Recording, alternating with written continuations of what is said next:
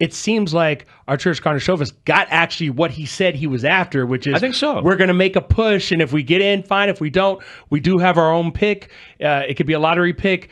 And now we're on the precipice of this. They would have single-digit odds to get a top 4 pick, which is not great, but it's still something.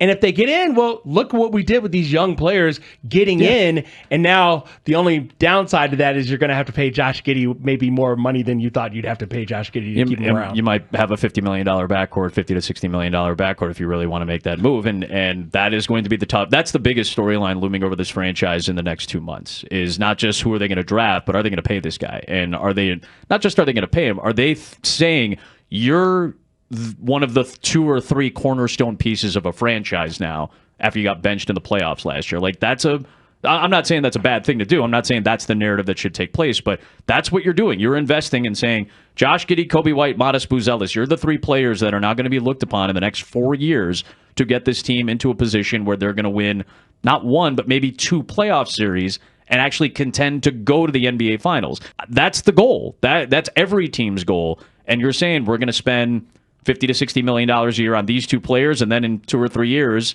you're probably going to have to pay Modest Buzelis at some point as well. So I think you're investing a lot in just the next 3 months. It's what makes it exciting to be a part of this franchise and cover this franchise, but it also is a little bit nerve-wracking for fans who have been kind of sitting in this middling area following this team for the better part of 10 years.